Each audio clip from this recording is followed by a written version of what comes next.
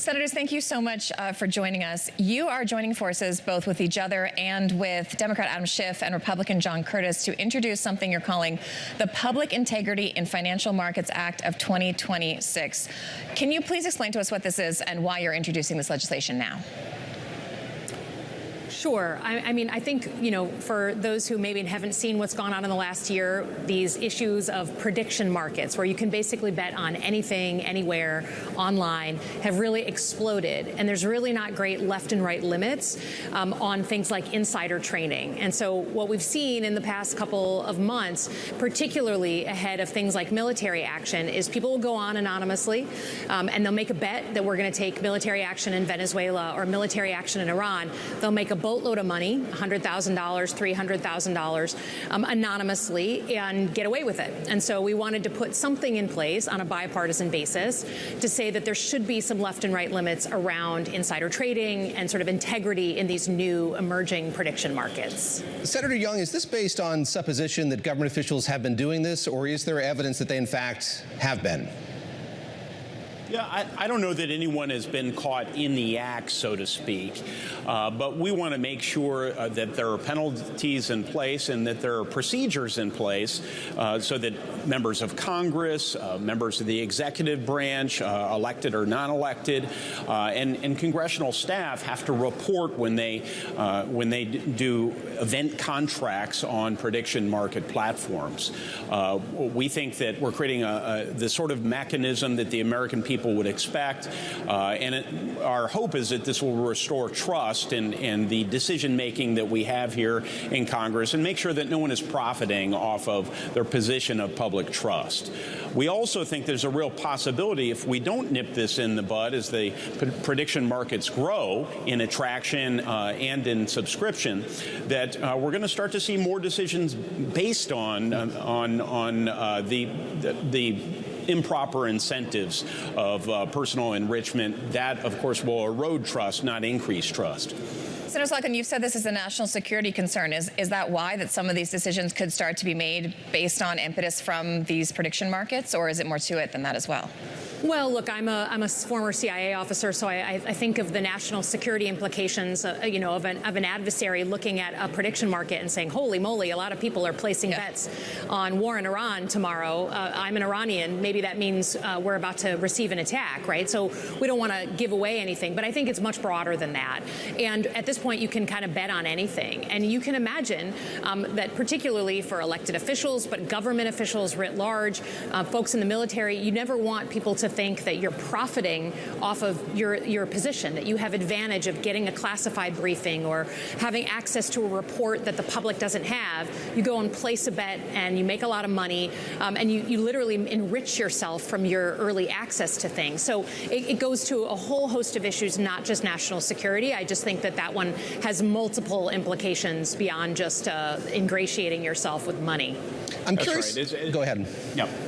Well, Elissa, she is a CIA officer, former CIA officer. I'm a former Marine Corps intelligence officer, and I think perhaps the most obvious context in which you shouldn't be able to place event contracts on prediction markets is a national security sort of a warlike scenario. And there have been some really serious questions asked recently about whether we have people in a position of public trust getting financial gain from the inside information, material inside information that they have access to. Yeah. But I think this is broader. I mean, we have long had norms in our society against insider trading, and we have positions of public trust at a time when, frankly, trust of elected officials and more broadly of government officials is at a low, and we need to restore that.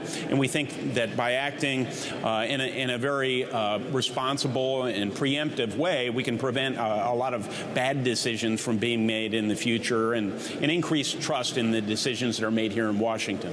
I'm curious how you're thinking about this as individuals. I saw the Democratic Congressman Seth Moulton imposed a rule on staffers in his office, kind of similar to what you're laying out here in this legislation, effectively barring his staff from making these kinds of bets on the kind of grounds that are in your legislation. Are you each thinking of doing the same thing, or have you, in fact?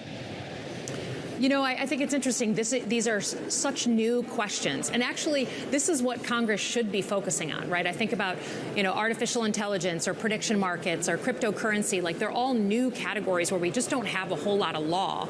And I think that new members to the Senate, new members in general to this body are probably best positioned to go at those issues. I know we certainly put a policy in place in my office on AI, but I haven't yet gotten, even in my own office, to think about the prediction market. It's not a bad idea to sort of, you know, live what we preach here. Yeah. But that just shows you how new this is. A year and a half ago, you didn't know what the word prediction market up here in this body was. Yeah. And so I think it's good to be bipartisan and, frankly, to have a bunch of newer members, a little bit younger on the scale, at least on my side, yeah, right. You know, be engaged on these newer policy issues. Well, I would commend Congressman Bolton and others who take this action, apply that rule to their staff and to their own offices. I think it's important, you learn this in the military, you learn it in other official capacities, that it's really important to avoid the appearance of impropriety in addition to avoiding improper and illegal behavior. We want to clarify at a base level here that this should be illegal to trade on these event contracts and prediction markets. But I think upholding that norm of behavior by avoiding any appearance of impropriety makes sense, because there no doubt will be debates about what constitutes insider information, what doesn't constitute insider information, how seriously you should take this sort of law, et cetera. And I think we all have work to do on that front. Do you think you have the votes for this? Do you think it'll pass? I do think that we'll get the votes for this. Of course, we're just introducing it, and this is where the spade work of legislating takes place, and we rely on advocates across the country, and we talk through the media, and then we approach individual colleagues and try and persuade them that this is the right thing to do and that their constituents care a lot about this issue. We're already finding, I've heard from a number of my constituents who received word that I'm working on this issue, that this is really popular. They think it's a no-brainer. And frankly, many of them believe that this already is illegal. And when we share with them that we don't yet have a legislative framework, anything on the books that would prohibit these sort of contracts from being made, then they believe it's a call to action. And so I think we'll meet with success. But today is the starting gun of this effort. It is refreshing to see a Republican and a Democrat side by side, such comedy in working on this piece of legislation together. Our thanks to Senators Todd Young and Elissa Slotkin for joining us. It was comedy with a T, comedy. It sounded like comedy. I didn't mean that in that way.